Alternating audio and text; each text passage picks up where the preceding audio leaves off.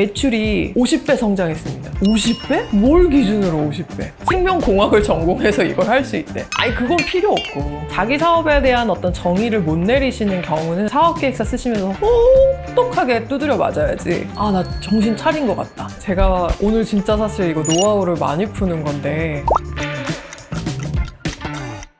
안녕하세요. 스몰 브랜드 빅피처를 운영하는 김다인입니다. 제일 엉망진창인 거는 숫자. 사업은 어쨌든 숫자로 증명을 해야 되는 부분들인데 그 숫자를 엉망으로 쓰시는 경우가 많아. 왜? 안 해봤기 때문에. BEP를 계산해 보신 적도 없고 지원사업 서류가 어렵다라고 느껴지는 게 뒤에 1,000원이 붙어 있어요. 그러면 이제 1,000원에 맞춰가지고 이 숫자를 쓰셔야 되는데 이전에 심사를 보는데 숫자가 35억이 적혀 있는 거야. 그래서 대표님 35억이 연매출이시냐? 라고 물어봤더니 아니 3,500이었던 거야. 매출이 50배 성장했습니다. 50배? 뭘 기준으로 50배? 그러니까 이런 식으로 엄청난 실수들을 많이 합니다. 그러면 저희가 3개년 매출 자료나 이런 것들 다 받아서 보는데 서류를 볼 때는 그런 게 없을 수도 있거든요. 그러면 기준이 없는 거예요. 그래서 숫자를 적어주실 때는 그 기준에 대한 부분들을 명확하게 제시할 수 있어야 되고 전년 대비 어떻게 성장했는지에 대한 구체적인 숫자들이 들어가야 되는 것 같아요. 그러니까 작은 어떤 디테일들이 이렇게 지금 숫자 다루는 걸 모르는데 어떻게 성장을 할 수 있지? 신경을 안 쓰나? 라는 걱정이 되기는 하죠. 그 다음에 엉망인 거는 이제 대부분 굉장히 이제 구구절절 의지에 대한 부분을 많이 쓰세요. 거의 사연을 쓰시는 분들도 많고 이게 소설인지 사업계획서인지 모르겠는 것들이 있어요. 이 대표의 동기나 이런 부분은 누구나 간절할 수밖에 없기 때문에 그거는 사실 가장 후단에 보게 되는 부분인 것 같아요. 차라리 그것보단 저는 잘 쓰면 좋다라고 생각하는 부분이 대표자의 역량, 왜 이걸 할 수밖에 없는지. 가끔 그걸 정말 짧게 쓰시거든요. 대표자가 뭐 생명공학을 전공해서 이걸 할 수 있대. 아니 그건 필요 없고 왜 이 사람이 꼭 이걸 해야 되는지에 대한 부분이 잘 나와 있으면 아 얘네는 좀 이게 부족해도 발표 들어보자 라고 얘기를 하기도 하고 그런 발표를 듣고 질문을 해보기도 합니다. 형식 같은 경우에는 제일 많이 실수하는 게 이제 공고에 나왔던 삭제해라 이런 문구조차도 삭제하지도 않고 글자를 엄청나게 붙여서 써버리신다거나 다 눕혀서 글씨를 쓰시는 경우도 있고 글씨를 다 파란색으로 쓰시는 경우도 있고 심지어는 손으로 쓰신 분도 있어요. 그러니까 그 가이드를 보고도 사람들이 가이드대로 하지 않아요. 제가 항상 지원 사업에 관련된 워크숍을 딱 1년에 한 번 할 때 워크숍 때 얘기 드리는 게 마치 그 수능 볼 때처럼 교과서에 답이 있다 이런 것처럼 공고문에 모든 답이 있어요. 근데 그 말이 좀 어렵죠. 이건가 저건가 헷갈릴 수는 있는데 명확하게 나와 있는 부분들이 있는데 그거조차도 사람들이 헷갈려 하죠. 제가 오늘 진짜 사실 이거 노하우를 많이 푸는 건데 사업계획서라는 거는 제가 대표님들 막 써보시라고도 얘기를 하는 게 내가 지금 뭐 장사든 뭐든 하면서 그게 뭐 한 가지 품목이라 할지라도 정확하게 설명을 못 하세요. 뭐 사과를 판다 까지는 얘기를 할 수 있는데 이걸 지원사업 용어로 바꾼다라고 하면 그걸 또 못 바꾸시는 거예요. 그래서 막 좋다는 거 다 갖다 붙여. 갑자기 사과에 AI 막 붙고 따는데 AI 쓰시지도 않는 것 같은데 그런 식으로 자기 사업에 대한 어떤 정의를 못 내리시는 경우는 사업계획서 쓰시면서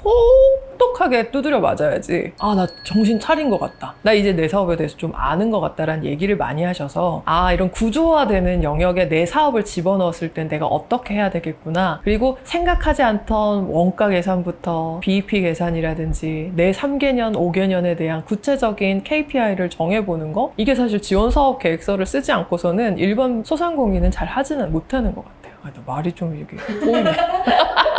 첫 번째는 사업화 전략이에요. 지원 사업의 사업화 계획을 어떻게 쓰는지가 정말 중요합니다. 왜 그러냐면 내가 이거를 해서 어떻게 나아갈 건지에 대한 계획들이 세워져 있지 않은 사업 계획서는 사실상 앞에 동기나 뭐 여러 가지 그 부분들이 잘 돼 있다고 해도 실효성이 없다라고 보여지는 거죠. 지원 사업은 그해년도에 지원 사업을 하는 거야. 근데 그해년도에 이 지원 사업의 금액이 10억을 주는 것도 아니고 뭐 정말 1억 이상을 주는 것도 아니고 이런데 너무 많은 걸 하려고 하시는 거죠. 근데 항상 얘기하는 게 지원 사업은 새로운 걸 더 하려고 하는 게 아니라 잘하는 걸 더 잘하게 하기 위해서 계획을 세우시는 게 중요하다. 그리고 보통의 스케줄 자체가 올해는 좀 늦었어요. 모두의 창업이 공고 자체가 늦게 나서 지금 이제 협약 자체가 이루어지고 하면 7월부터 시작을 하는 건데 보통은 6월부터 시작을 해요. 6월부터 시작해서 대부분 또 2026년의 사업이니까 12월까지 할 수 있겠지. 6개월 동안 나는 충분히 할 수 있어 라고 하시면서 계획을 세우시는데 그게 아니라 실제로는 12월 말에 끝나는 사업은 대부분 11월 안에 다 끝나야 돼요. 그 계획을 세우는 게 보통은 정말 짧으면 3개월, 길면 4개월 안에 내가 이걸 이행할 수 있는 계획을 세워야 되는 거죠. 두 번째는 사업계획서의 첫 페이지는 거의 요약본을 붙이거든요. 그 요약을 쓸 때 한 줄 제목을 정말 잘못 쓰더라. 내 사업을 한 줄로 설명하는 것이 되게 어렵다라는 건 알지만 그거를 쓰실 때 좋다는 말은 다 갖다 붙인 느낌의 그런 한 줄 요약본들이 있어요. 그래서 들여다보면 실상 굉장히 있어 보이는데 사업계획서를 보니까 계획도 너무 빈약하고 실제로 지금까지 이행해온 성과도 빈약하고 이런 부분들이 되게 안타까웠다. 사실 저는 이제 브랜딩 마케팅을 하면서 B2G 사업들을 하게 되면서 심사를 보게 된 케이스고, 심사위원들의 구성을 잘 보면 저보다 연배가 많으신 분들이 대부분이시고 경영 지도사라든지 뭐 이런 자격증도 있으신 교수님 또는 창업, 경영 지도 뭐 이런 카테고리에서 전문가라고 활동하시는 경우의 분들이 심사위원으로 많이 오시게 되죠. 그런 분들이 만약에 어떤 석고 방향제를 만드는데 그 석고가 굉장히 뭐 신소재야. 그분들이 관심 있는 거는 그 신소재를 어떤 기능을 하는지에 관심을 두시는 경우도 되게 많고, 아니면 아예 그게 이제 작동하는 숫자적인 부분에 관심을 가진 게 많은데 그 제품이 얼마나 매력적인지도 충분히 이해하실 수 있게 이해를 시켜드려야 된다고 생각하거든요. 그래서 사진 자료는 누구나 봐서 알만한 자료는 붙일 필요는 없고요. 내가 이걸 통해서 디벨롭하고 싶어하는 새로운 아이템의 형태, 지금 하고 있는 아이템이 어떤 건지가 명확하게 설명이 안 되는 거는 그런 건 사진 자료를 붙여줘서 아, 이 제품이 이런 형태구나. 얘가 지금 디자인이 이렇게 했는데 여기